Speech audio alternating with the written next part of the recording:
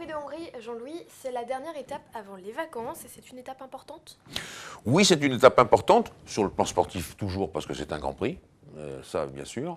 La deuxième étape, et qui est non moins importante, c'est que c'est en Hongrie, en ce moment même d'ailleurs, que se signent tous les contrats de la saison 2011 et peut-être même 2012 à venir. Alors, dans les transferts, il n'y a pas de très très grandes nouveautés, mais il y a quand même des points d'interrogation. Et c'est en Hongrie que généralement on apprend ce qui va se tramer pendant les vacances pour la rentrée, et puis je le dis pour la prochaine saison. Donc c'est important la Hongrie. 25 ans de F1 dans le pays, mais toujours pas un pilote à l'horizon, pourquoi? C'est un petit pays, la Hongrie, il faut bien comprendre ça. Et en plus, ce n'est pas un pays constructeur. Alors vous allez me répondre, mais l'Angleterre non plus. C'est vrai, mais enfin, en Angleterre, il y a toutes les équipes de Formule 1 quasiment. Donc c'est ça qui est difficile.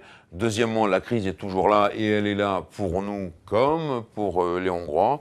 Et ce n'est pas facile. Le premier pas vraiment important, ça a été Vitaly Petrov qui a fait une saison. On a vu aussi un Hongrois, Zsolt Baumgartner, qui a conduit, mais qui conduisait l'équipe dans une équipe très modeste. Voilà, c'est difficile pour ce petit pays, mais je pense qu'un jour ça viendra.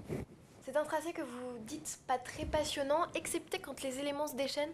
Oui, ce n'est pas un tracé intéressant. C'est vraiment c'est un tourniquet, voilà, un Mickey Mouse. Il faut beaucoup d'appui, donc il n'y a pas vraiment de surprise. Alors les éléments qui se déchaînent, c'est naturellement au sein de la course, souvent le peloton est archi bouillant parce que c'est un circuit qui est facile. Ça rapproche un petit peu les performances de tout le monde, alors que les circuits très difficiles écartent au contraire les performances. Deuxièmement, il y a toujours le vent, le sable, il y a toujours des choses amusantes. Et très souvent, il se passe des choses intéressantes sur le circuit parce que les bagarres sont vraiment violentes. Et ça se termine quelquefois aussi dans les rails. Bref, c'est amusant, la Hongrie. C'est une ambiance un petit peu à part. Mais sur le plan technique, il n'y a vraiment pas grand-chose. Ailerons calés au maximum comme à Monaco. On fait attention aux pneus. Et pour ce qui concerne les pneus, d'ailleurs, je pense que très sincèrement, ça sera globalement les mêmes que l'an dernier, à savoir des tendres et des très tendres. Donc pas de surprise de ce côté-là. Pour clôturer cet avant-Grand Prix, Jean-Louis, un petit mot sur Felipe Massa. Il est de retour en Hongrie, là où il avait eu son terrible accident l'année dernière. Comment appréhende-t-il cette arrivée? Je crois que ce qu'il a fait à Hockenheim l'a rassuré sur son état, Felipe Massa. Maintenant, s'il veut prouver encore plus, il doit gagner, il le sait. Il a montré qu'il pouvait le faire à Hockenheim, on l'a privé de sa victoire pour la raison d'État, je vais appeler ça comme ça.